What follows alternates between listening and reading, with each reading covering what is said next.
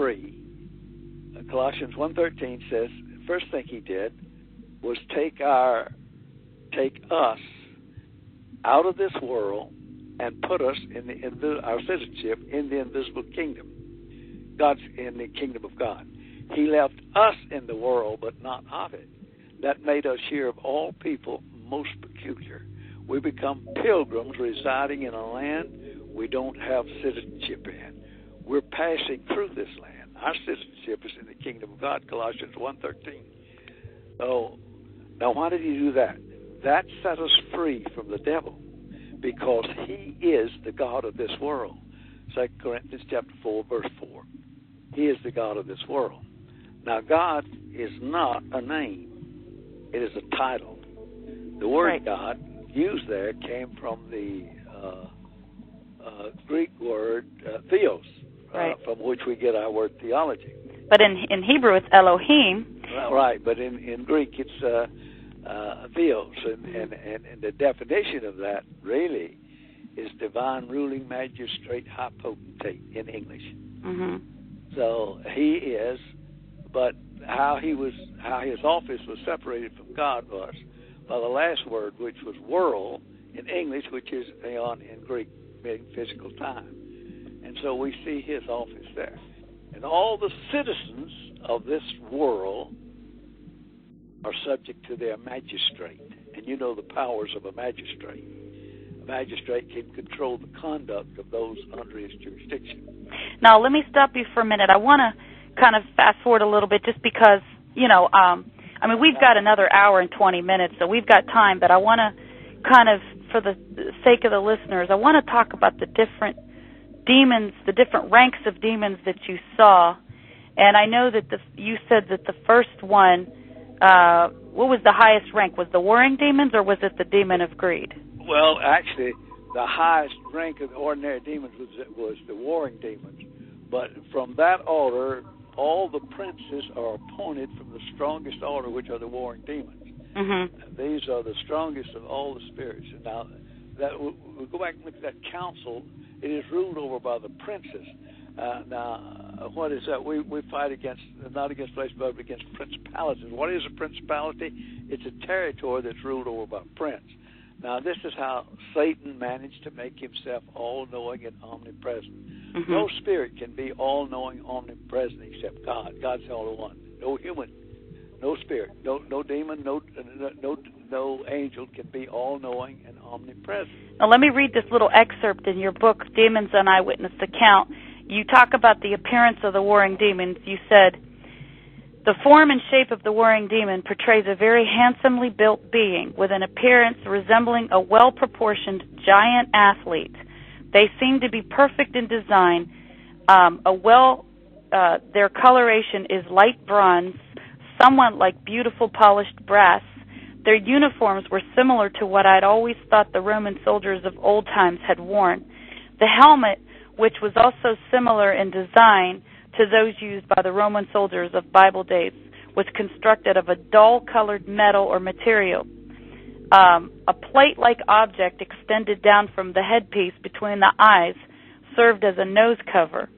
On the back of the helmet was a shield-like ledge extending at an angle from earlobe to earlobe around the back of the neck. This shield served as a neck cover and protector, yet it allowed for maximum movement of the head. At the top of the helmet was a ridge row of coarse hair-like material. On the upper portion of his body he wore a chest cover that was held in place by straps which looped over his shoulders, crossed down his back, passed under his arms, and reattached to the chest cover near his waist. Except for the crossing straps, his back was bare. The garment on the lower portion of his body resembled a skirt of pleated metal-like material, with one pleat being dull in color and the other pleat being bright. The skirt ended at the knee.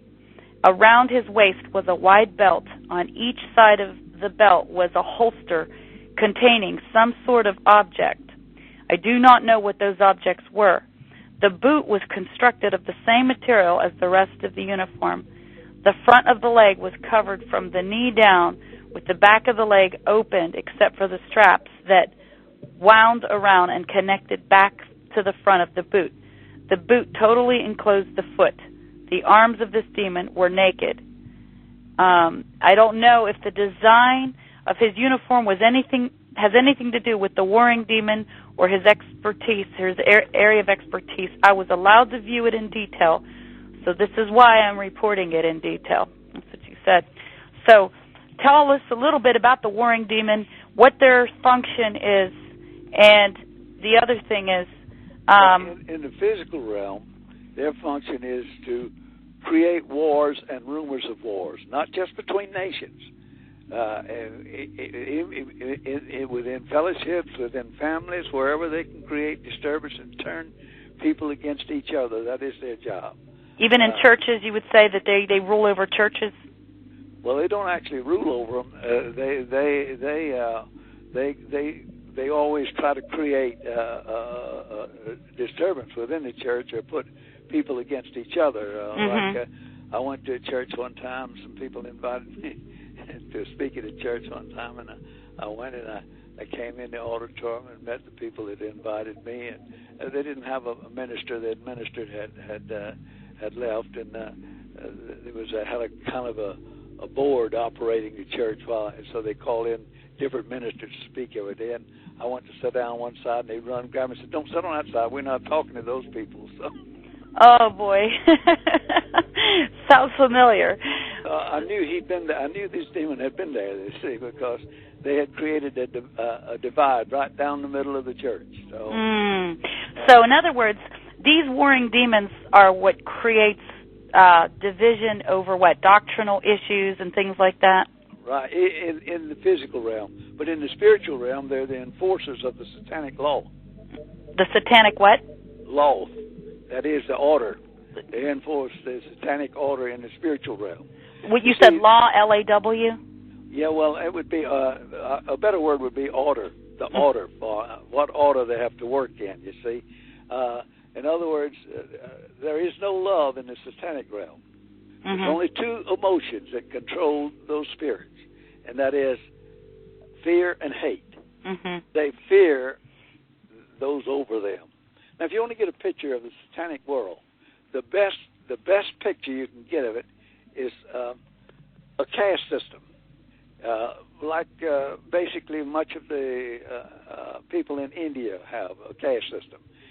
Those that's on the bottom of that caste system, they're born there and they're going to die there. It doesn't matter. They can marry above their caste system, but it don't pull them up to their partner's level. It pulls their partner down to their level. In the satanic realm is ordered the same way, with the strongest spirit at top, and the next strongest all the way till you get to the very bottom, the weakest one of all.